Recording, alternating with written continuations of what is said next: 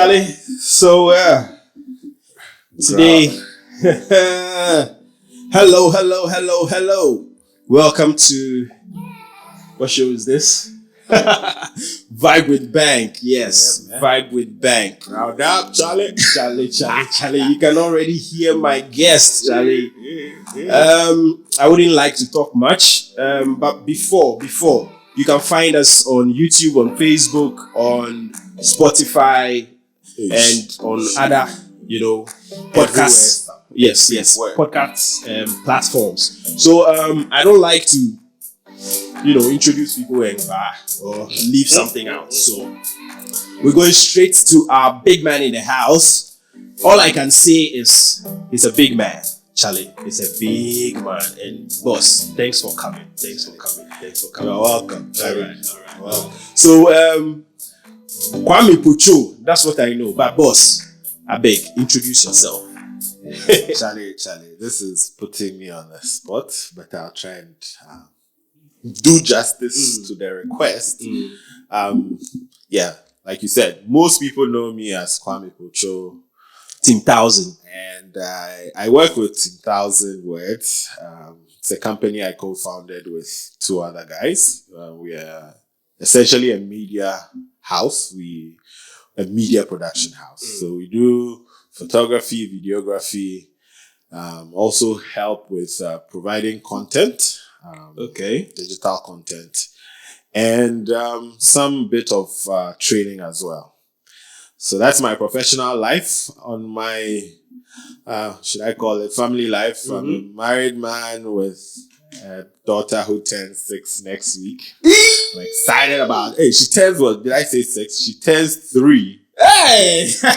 She turns 3.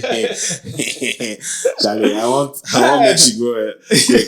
But yeah, she turns 3 next week. And I'm excited about that. And, so I'm a Ghanaian figuring out the Ghanaian dream. Yeah, I think that's about it. Okay. So let's start with the obvious. TEAM1000. How has the journey been so far? I mean, when I was getting into photography, you were one of the guys who had started. Yeah. And when I mean started, it's not like you were the first photographer in Ghana, but the kind of photography you were putting out there wasn't common. Okay. Like what we are used to now, it wasn't common back then. Everybody is. I mean, a lot of the guys now came out of your inspiration, including myself and my friends. I think we came out of your inspiration and all that. So what took you to that direction? Because I know, as like most of us, we went to the universities and all these things, and nobody studied photography. I mean, there's no photography course in Ghana. So what took you through that route and to where you are right now? Well, I mean, an interesting story of also being mentored by others. Okay. That's the central story I have. So, I mean, way back in university, I used to be part of a group and I had a role in the group of recording the works that we did. So it was a drama group and I recorded the stage productions. So, I mean, it started out trying to retell the stories that were dramatized on stage with the pictures that I took. My interest in trying to, use photos to tell stories. So that's the genesis of where I was coming from. When I was done with school, photography became an interest, a hobby really. And I got the opportunity to work with a CNA as an assistant. That really opened my mind to the potential that was invested in photography. He introduced me to like the real cameras because prior to that, we were just using point and shoot. He let me handle my first DSLR. And it was just an amazing experience. Is the video guy now? Yes, the same guy. Right around the same time, I met Emmanuel Bobier. And that was transformative. And then I used to follow the likes of Nana Kofi Akwa. I also had a very transforming conversation with Dennis Date, who is passed. Yeah. He, a great guy. Yeah, he helped me really figure out the business side.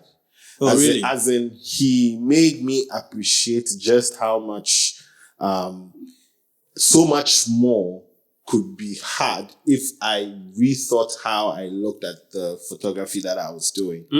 So yeah, I mean, all these coming together set me up on a path to start a business. I mean, so that even though something I had originally set out to think as my hobby, I put in a bit of work and set up a business. And, it was phenomenal. Timing was great, and things really picked up. And about 9 years down the line, I look back and it's been an amazing journey, and it is truly exciting to see what photography has become today.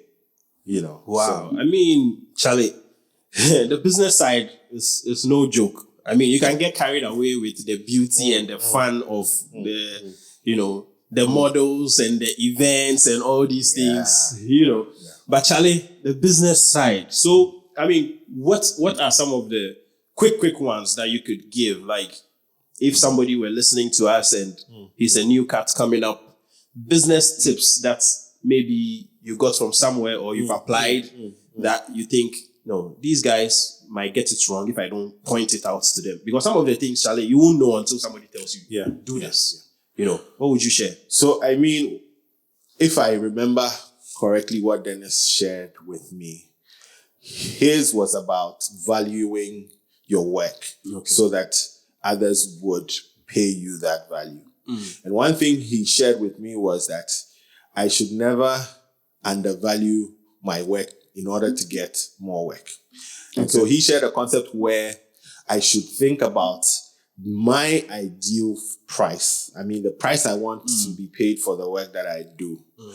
Keeping in mind how much I need to sustain the business. And then ask myself, at my current output, is there, do I have a market which would willingly buy what I'm offering at the value I'm offering? If it is yes, the next step is to find a way to reach that market and offer that at the value I am offering. If no, the question then is, how do I create the art that would attract that market? And then the strategy is, don't price low until you get that market. Price at the value that you think you are worth.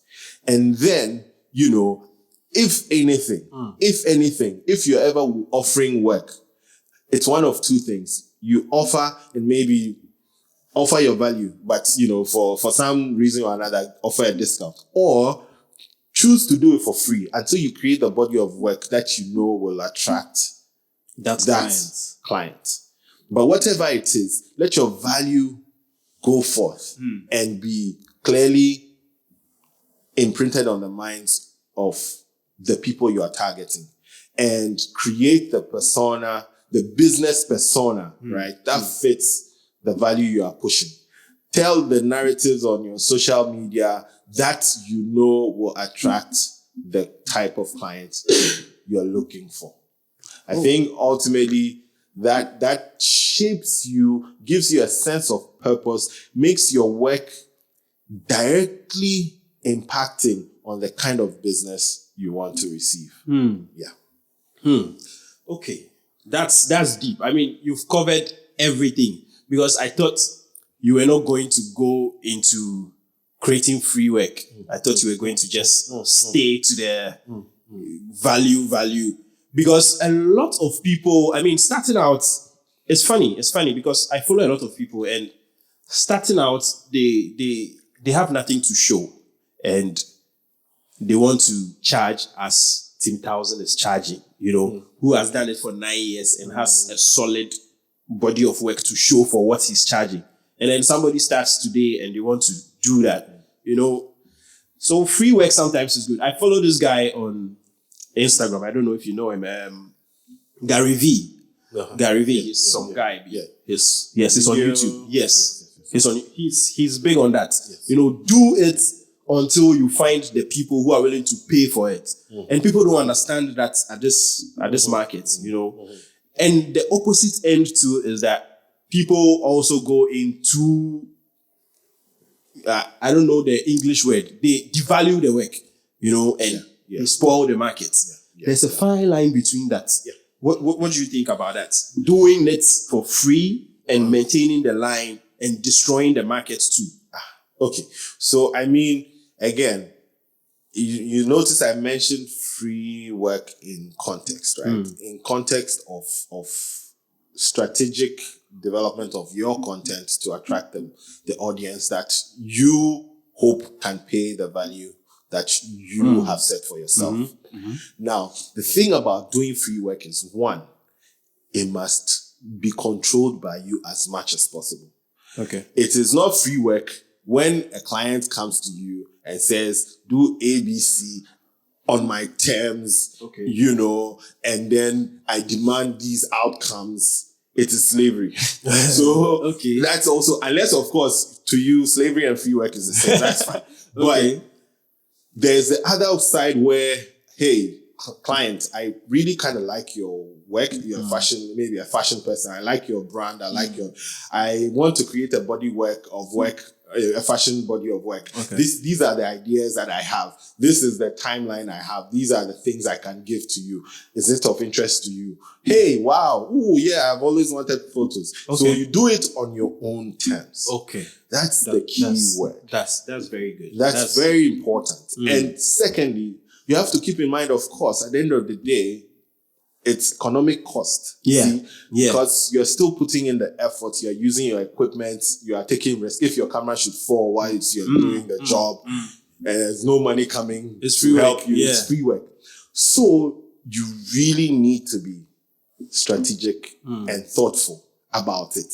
Is this going to add and help my portfolio? Let me give you an example of what I did starting out. One thing, I wanted to understand the pressures that are around weddings. Okay.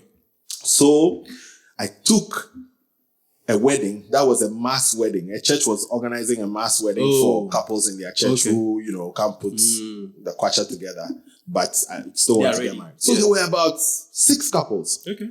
6 couples in a day. Fortunately, everything was happening at the church. Okay. And so, I wanted to appreciate how I could cover 6 couples on the same day and still get the best work for them and not be pressured. Okay. And, it was an extreme case, but I appreciated the angles I could come from and how I could take a picture and satisfy 6 clients on a day. Did they come one after the other? Well, yes. So, but it's going to be the same thing over and over again. Yeah. So then you have to be very creative. You have to be very creative and find the angles. And some are awkward, some are. But guess what? That's also the same experience with weddings. Even though you are shooting every week, at some point in time you're like, next kiss. Wow. Or next they flip the veil. So but what it was is it was part of my growth strategy. So I mean, again, I would recommend. But look, again, sometimes you are not doing it for free. You do it for a discounted rate. Yes. Or you do it but let the value be communicated. This is typically my rate. Yes. And, make sure that it's value that is realistic, first of all. Because sometimes also, I think you have to keep in mind the market is evolving, things are changing, clients have options. Yeah. So if your value is, you are pricing yourself out, worth considering and re-strategizing. And also, I'm trying to shift a bit from photography and make it accessible to all the other entrepreneurs, So these things we are discussing can be applicable in most industries, I'm sure. I mean, well, with the right context. Context, because I'm looking at somebody with a restaurant or something doing free food, it's kind of tricky. But potentially, I mean, even with a restaurant, right? Open day. So you invite people to come and sample your food. Yeah. Or you sponsor some, maybe you are targeting Legon students. So you decide that, look, some whole week, you're not selling the food, but you are just going to go lunch, win pizzas, or you run promos, for instance. That's also another great idea. But whatever it is, sometimes in order to draw in new clients, you have to give them special motivation to think that you are the best of the lot. Yeah. And sometimes it's by them seeing your work and actually tasting it.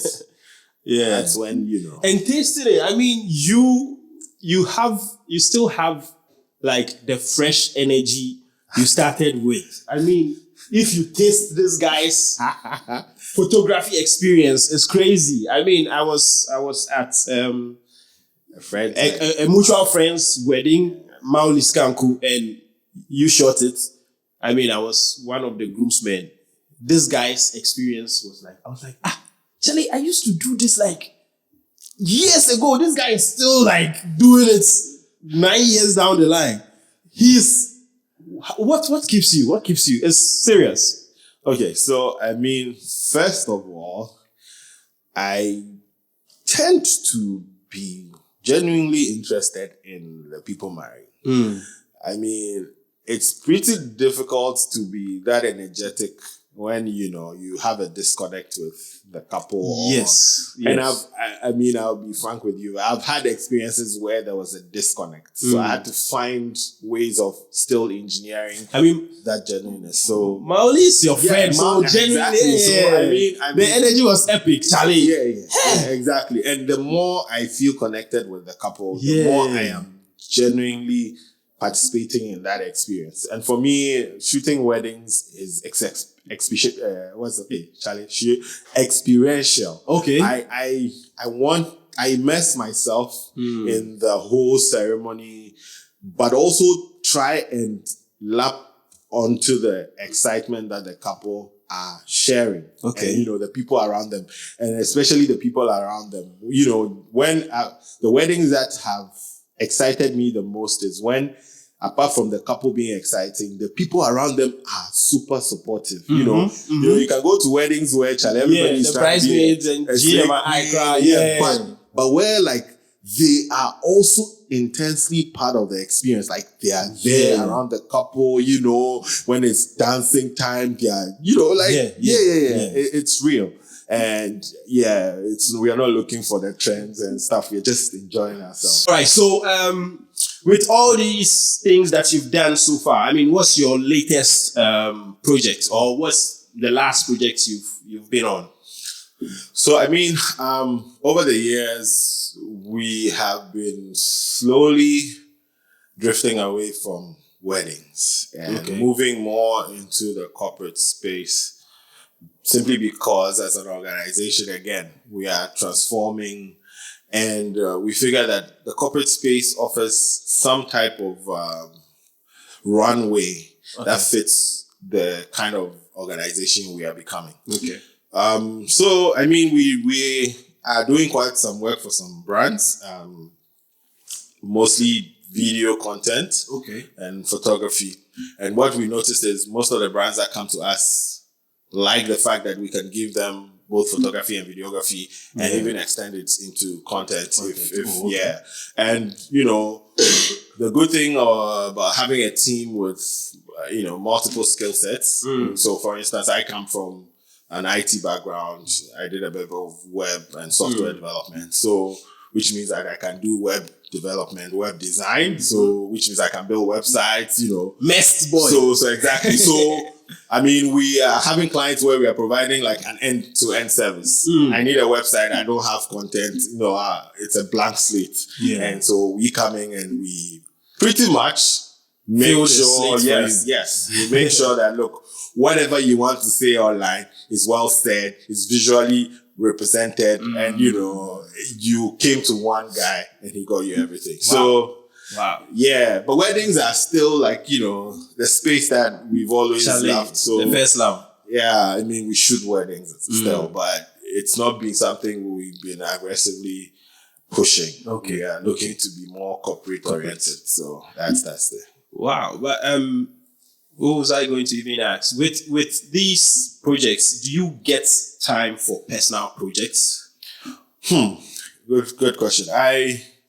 You've moved. It's really not a requirement. But personally, my personal projects nowadays tend to be linked to collaborations. Okay. So yes, I do personal projects, but mostly look out for projects that link up to my interests and participate in them. So I've had projects where people wanted, me to teach a class or to, right now there's an art project where there's collaboration between Southern Ghana artists and Northern Ghana artists to create body of work that, talk about change, the things we want to change through art. So those are the things I look out for. And then, my other personal project is photographing my daughter. Charlie.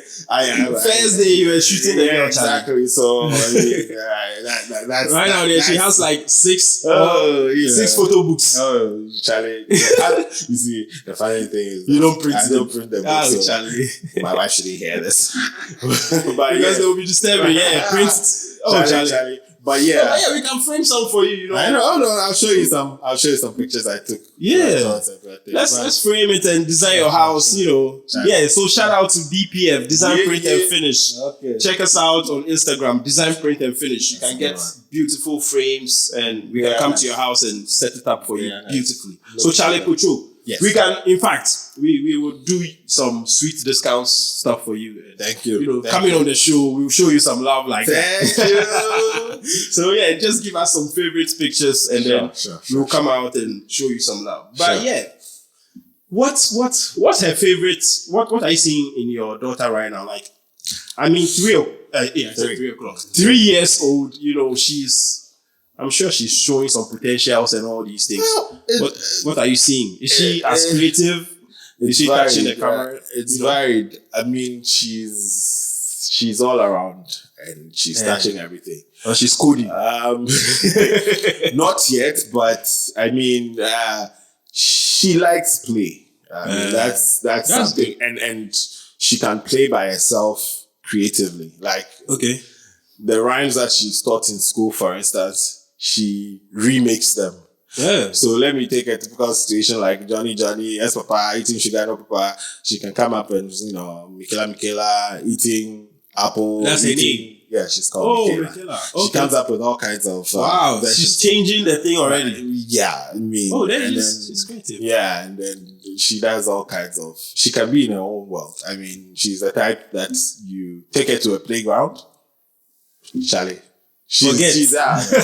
She will play the playground out of its play. So it's interesting to observe. And, she knows to request for a photo shoot, for instance. So that's So daddy, I want a picture. So I must take my camera out and we'll go and do a photo shoot. No, I should be brilliant. Oh, Charlie, no easy. Wow. Yeah, Charlie, but something I forgot to mention is the Nandi Mobile. What's up with Nandi Mobile? What's it about? Because all I know about you is you went to MEST. You didn't say that in your intro, but yes, MEST. And if you don't know, MEST is Meltwater Entrepreneurial School of Technology. Yeah. Are they still working? Oh, yeah. Hey, Charlie. So MEST is some incubator thing, or you introduce it and then link it to Nandi Mobile. Meltwater Entrepreneurial School of Technology is a non-governmental setup, a school by Jon Lissingen, the CEO of Meltwater, a company in the US now, but originally from Norway. What the company set out to do was to set up a school to train entrepreneurs in software development. And then afterwards, to offer them the opportunity to enter into an incubator and be provided funding to start, software companies. So the school started somewhere in 2008, 2007, 2008. I am part of the second batch that graduated in 2010. Fortunately, we got funding. Company called Nandi Mobile. I started with 3 other co-founders, Anne and Edward. Got about $70,000. Yeesh! I mean, Charlie, but when that's heavy. When you're running a company, To set up everything, to do everything. So to move from there and get your own space, buy your own so stuff. the space itself was at the incubator, but you pay for renting the space. So 70,000 is for what? So the rent is still taken from the 70K. So I mean, at the end of the day, it's money until Charlie. But we call it a runway, and the runway is not pretty long. But I mean, we started a company. We set up a company that was in the space of providing communication tools. Our idea was centralized around the concept of enabling communication between businesses and their customers through text messaging. Okay. But in a chat form. So you can chat with your customers. With your MTN, instead of calling to request for a simple, I don't know, you have a problem. Instead of, calling and, going through that whole process, you send a text and then they will respond. Okay. But actually, it would have been a system which has some technology to learn what kind of responses to give to users. So we ended up with a product called Brightline. Okay. Brightline is, of course, you have a complaint, you say, the system figures that, for you, this is your complaint, this is the kind of challenge you're having, and sends you back a text message as automatic response. If you still continue, then it escalates to a human being, but then picks up whatever response the human being gave you. And then for subsequent communications that have similar keywords, it will respond back. So, I mean, we launched it out. We tried to market it. We got some conversations going. But ultimately, it's startup life, We never quite bagged the big client who could be like, that's the whole thing. Because once, if we had gotten that one, and it wasn't for lack of pushing, I guess. It's also our idea just came around the time when things were transforming. So our idea was impressive. Yes, until it was ahead of its time. No, well, it was both ahead and behind because 3 years down the line, smartphones come into the system. I mean, now more and more people are using, so, the idea of using text message was becoming very obsolete. And also we didn't get, the idea was to have the telcos provide these text messaging for free. But the push we did, none of them even, so the actual goal was to get one of the telecom companies to sign up. And we did. We actually got very far with one of them. And so far that we had a demo with their chief, the chief, what do you call it? Help, the one who does customer service. Okay. We had and he's an international guy coming from Brazil. Had a meeting. And we had installed the system on their server the previous day so that we could do the demo. The demo never ran because somebody had formatted our... somebody had formatted our... So we didn't know until later we found out that somebody had gone to format the very server that had our... So of course that meeting went to... Charlie. It was embarrassing. I mean, it happens in movies, I've experienced it in real life. It was because I've seen at least 2 movies like this. And most times, so the funny thing is the guy didn't know anything. So it's a communication problem in that organization, that a demo that was as critical to us, of course, but of course to them it didn't matter. Just so these guys have been disturbing us. So it was embarrassing. We couldn't show anything, and then that conversation fizzled out. But I mean, what we did was to create a business that is self-sustaining. So we were able to generate revenue just to keep the company running. And the company has run, but all the co-founders have left. So that's how this. I was the first to leave.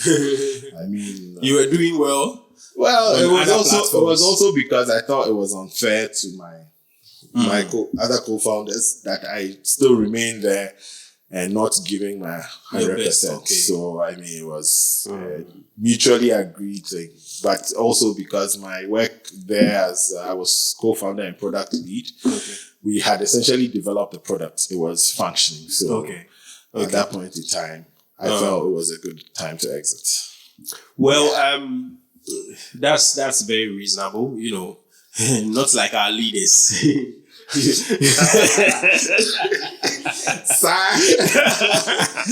mean, you see, hey, officially, our leaders are great. They leave when they have to. I mean, Charlie, you see the thing is not working. They say, no, the thing is working. You know, you are in a comfortable league. You see the thing is dying. Charlie, all right, Charlie, but yeah. Well, I've met you at a couple of weddings, you know, your love for music and dancing. This guy parties like he's a guest. Like, he's forgotten his shooting. Please. I mean, I work hard. Hey! Like I said, I am fully invested. Charlie. I'm immersed in the experience. So, you give me like 5 favorite musicians right now. Like, who's your yeah? Who do you like? Interestingly, I mean, when I'm working and I have background music, Ricardo Banks. I don't know. Yeah. I don't know how he worked himself into my head. I'm going to be mentioning a lot of Nigeria. Okay, well, of course. Yeah. Well, let me. J. Derobi's songs are also pretty good. There's Joe Boy. Mm-hmm. Yeah. I like Rima, but one particular song. Yeah, of course. I mean, and then who did that? I'm getting jealous. Don't wanna see you with anybody. I forgot this guy. Getting jealous. Yeah, but I like that guy too. Yeah. I mean, so and the video too sweet. Yeah. It's not so. Hey, I haven't mentioned the guy yet. Hey, Charlie, no, I've mentioned from Charlie. Boy. Okay, well, I'll mention J. Derobi. You don't like Stone or Shatta or Charlie. You see, okay. This guy too. He's kind of Kwesiata. Yeah. Kwesiata is. I like. You see, I like the songs. I'm more of a song guy. Charlie, you vibe with anything. It's not a person. Yeah. I'm a song guy. If you check my there's specific songs, but. Also a bit on the gospel side, but the songs I listen to, it's not there. They are not there. It's more of, so there's this particular album I've been listening to. It was a collaboration. So like different musicians from different churches stayed together like for a week. Hey, and they were just meditating on, the scripture and everything. And after they were done like meditating, they just started making music. Nice. And then they made an album. Like, Charlie, you see, when you listen, it's music that is speaking scripture. Like, they are talking from a place of, from their hearts, but also expressing the things that they meditated upon. So, deep things like that also. So, yeah. Wow, that's deep. I'm just imagining the kind of music they will come out with through that experience. Yeah, Charlie. It was impressive. Wow. But yeah, I mean, for me, I'm versatile. I like to, do a lot of art stuff. Okay. I'm sure you have that. So if you weren't a photographer, if you weren't into photography, that is weddings or videos for corporate people or shooting your baby, all these things, photography and coding. Let me add coding before you go there. So if you weren't into software engineering, coding, all these things, where would Kwame Pocho, all right, or Michael Dakwa? In fact, that's the actual. I'm waiting for you. That's the actual name. So Michael Dakwa, where would you have been if you weren't a photographer or a daddy or I mean, the daddy, they always be a daddy. Or a coder. If you weren't any of those things, where would you have been? I mean, what would you have done? My original study in the university was building technology. Yeah. And that charts you on a path to become either a construction engineer or a quantity surveyor. Oh. Or if you do more work, you become a project manager, construction project manager. And so that, you know. You love that? Yeah, originally, actually, I mean, after secondary school, my goal was to do architecture.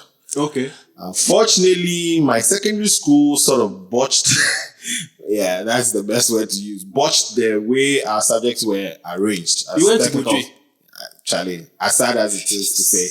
So there was an arrangement. It was a good thing. You did Kpocho. Yeah. No. You went to Kpocho. So yes. The problem was the arrangement of the technical subjects, right? Meant that at least for KNUST, we didn't qualify to do architecture, which was weird because They removed some electives. Maybe the problem is also KNUST, but basically I did physics, I did elective maths, I did technical drawing, and I did building construction. Now, in text selection criteria, I needed to have either chemistry or another technical subjects to make up the 3. So I couldn't pick the 3 out of the 4 subjects that I had to qualify for architecture. So the only subject that people from my class qualified for at KNUST was actually building technology.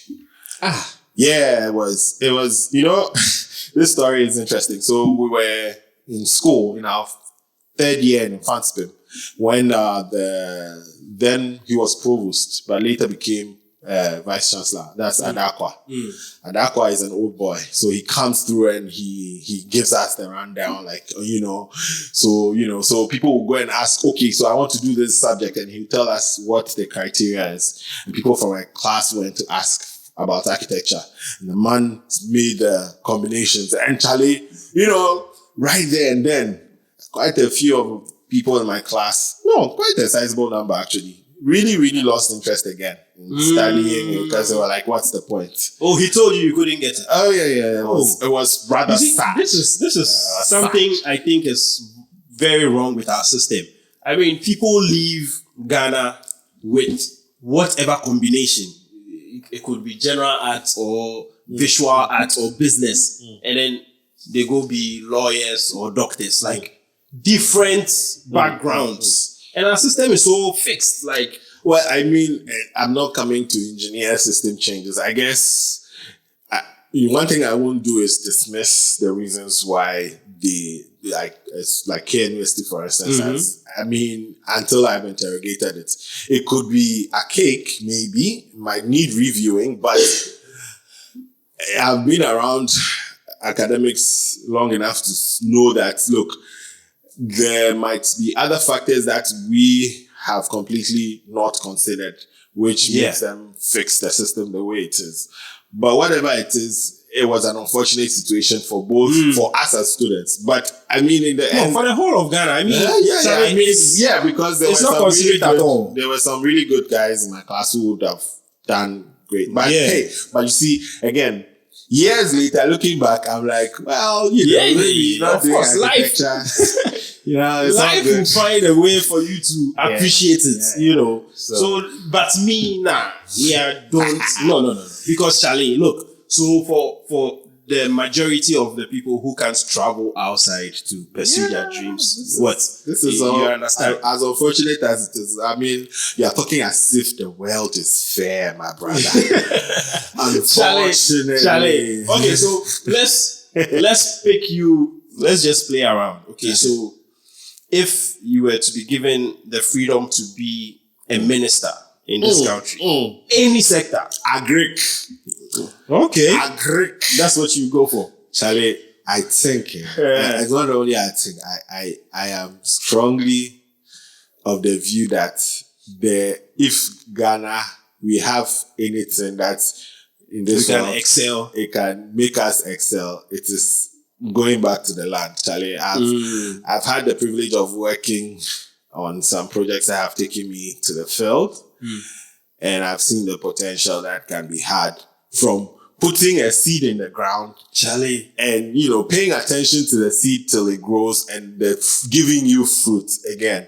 I mean, and doing that again and again and with again. Thousands of acres. Exactly. Yeah, Charlie. But it is work. And I don't think our, let's say the roads and the systems that we have in place make it any easier.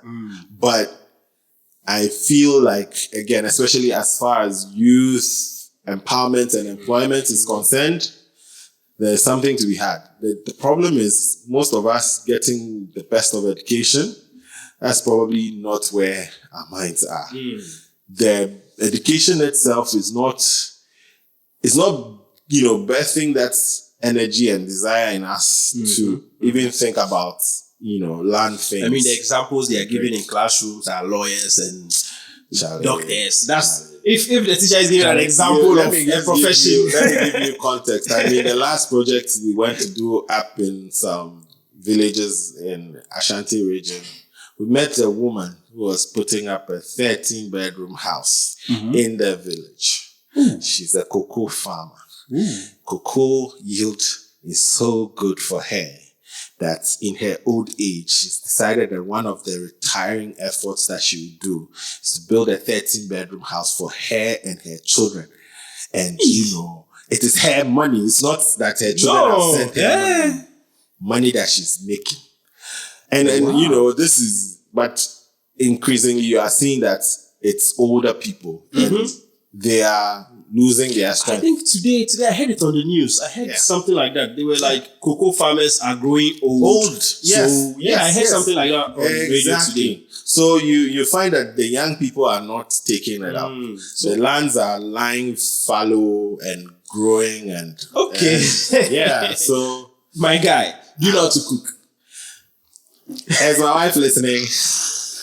My guy, what meal can you prepare? You see, okay, let me ask for you see. It's easy. I mean, I went to university. I can do rice. I can do shabo stew. There's soup there. If you want to drink water, now water and some fish lying inside it with tomatoes swimming. If you're okay with that, I'm fine. I can do spaghetti. Charlie. I can fry egg proper. Charlie, guy, chibo. I mean, you will see that. But Charlie, I'm not sophisticated cook. When it comes to, I think my brothers are better cooks because when I had the opportunity to be learning from my mom, rather preferred the quick and easy food. So, quick and easy, I can do it. But when you can do Indomie.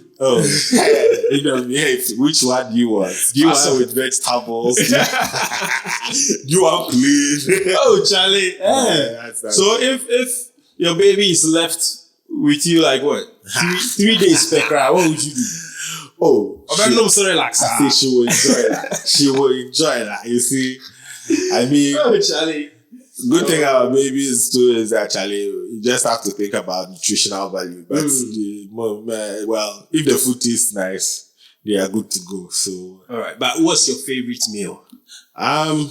Good question.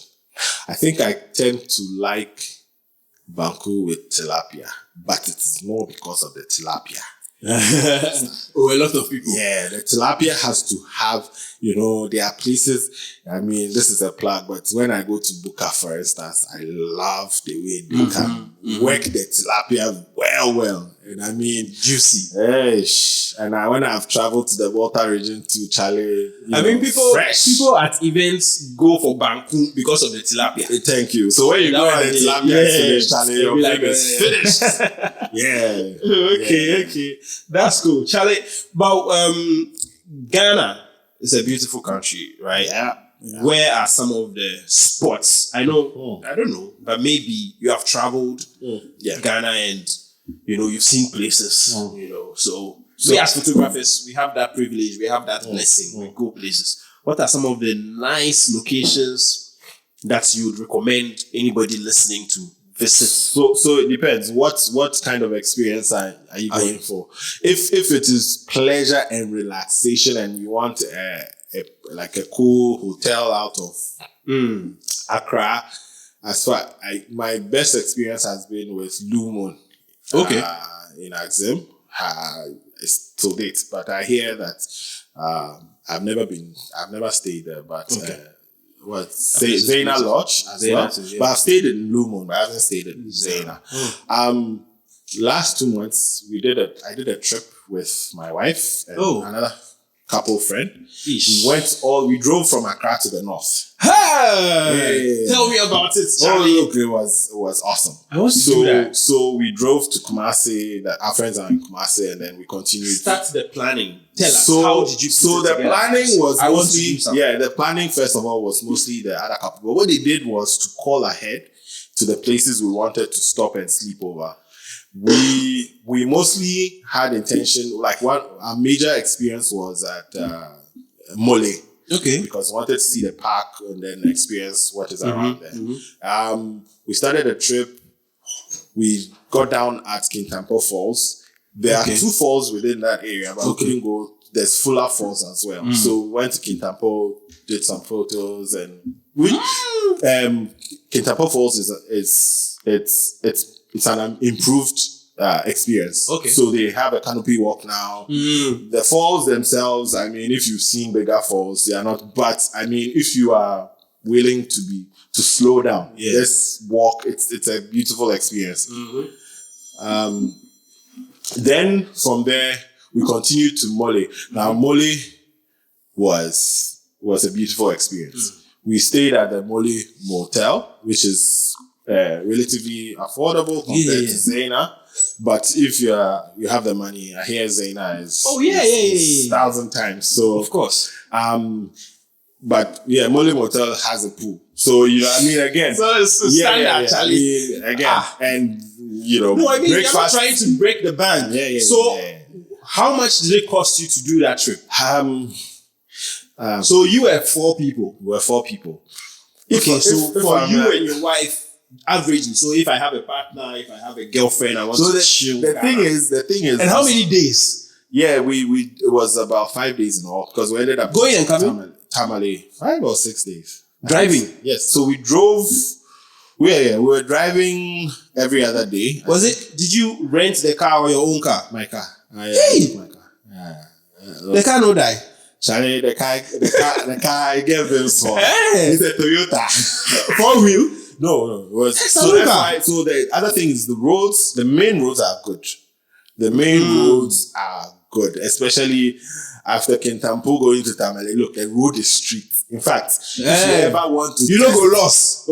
If you want to test some, you get some supercar where you want to test out. Look, the road is straight, so you are seeing oncoming traffic and everything. So yes, we also mapped out to make sure that the roads we're using were not rough or bumpy or So that was that. But look, budget wise, I didn't do. Somebody was paying. I mean, yeah. Okay. But in the end, it was a wonderful trip. Okay. And we got to see elephants actually at Mole. Yeah. And I think I've seen giraffes. Yeah. Okay. Giraffes, elephants, lots of antelopes. I've done a few locations. I've done a few locations in Ghana. I mean, I've been to Accra. I've been to Volta region. It's the most. Volta, I haven't really explored. Volta is. I think if you want to enjoy Volta, you have to call Bobby. And Volta, you should be ready to hike.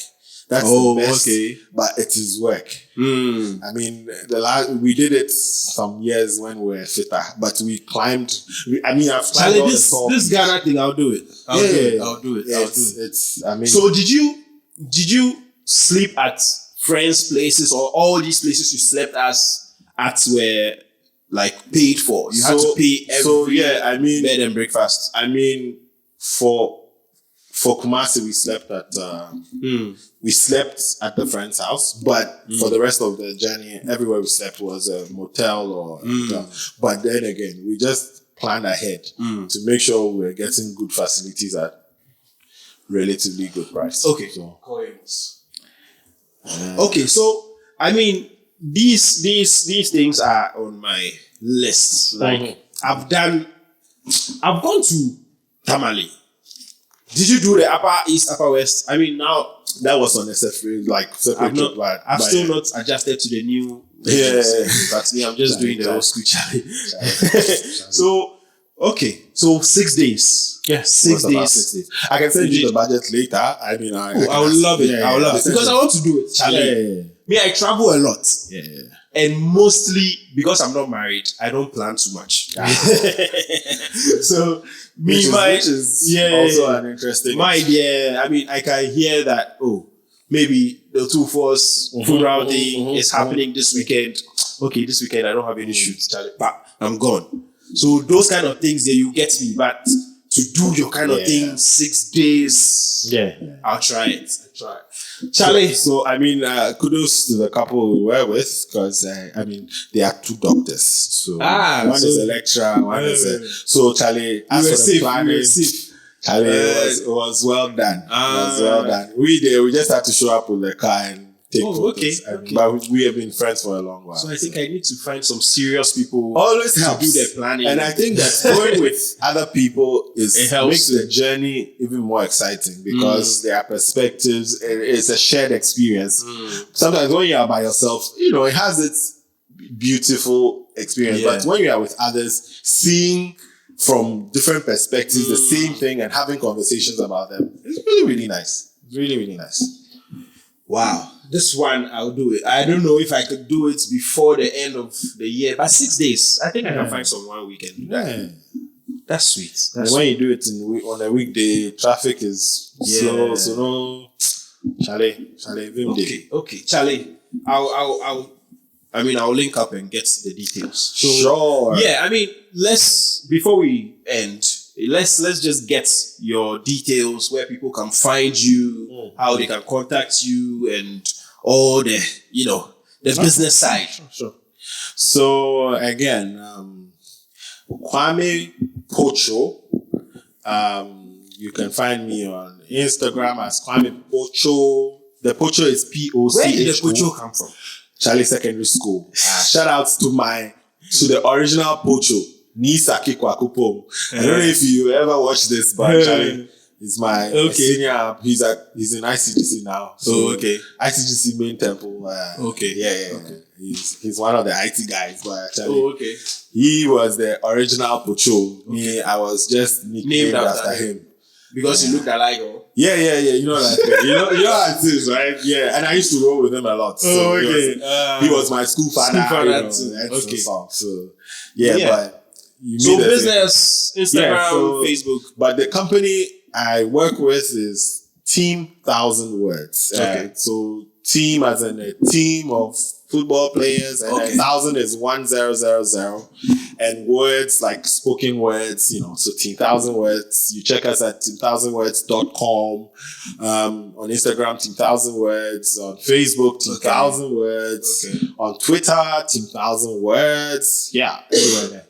That's some serious on YouTube as well. 10,000. Oh, you're on YouTube too. Yeah. Are you giddy there? Are you active? We are there. I mean, we've been creating content for another business. But not our own. But eventually, it's all part of the strategy. Time is money, Charlie. If you're using the time and you're not getting anybody, you might as well make some money out of it. Charlie, thanks for coming, my boss. Welcome. Thanks, Charlie. Thank you for having me. Thank you for making me a star. Yeah, man. Your standard has gone here, so I'm going to make sure everybody passes your standard. Charlie. And shout outs to everyone, Charlie. Doing great work, man. Charlie, it's been impressive. Photos, Charlie. Hey, shout outs to my man like Ben Bond for winning the awards, Charlie. Yes, guy. Yes, sir. I like your hustle. I like the way you've pushed, man. Yeah. Charlie, make this one come on. Make you see I give out shout-outs. Give you live shout-outs, my God. Yeah, he'll be on the show too. He should. I think his story is interesting. I know from early days, and Charlie, I love his rise. And he's one of the cats we started with. Time. I love his rise. Charlie, the boys are doing things. We are doing it. Charlie, thanks so much, boss. Welcome. Thanks so much. Welcome. All right, so it's a wrap with Kwame Pocho, TEAM1000, and Charlie. You know where to find us. Charlie. If you want to find me, my name is Nana Kwame Birikorang Adjei. You can find me on Facebook, Instagram. If you want to find the business pages, the podcast pages, is Vibe with Bank. Instagram, Twitter, and Facebook. But yeah, they are not quite active yet because this is our first episode. But yeah, you go there and make it active. So thanks for listening, and we'll catch you next time.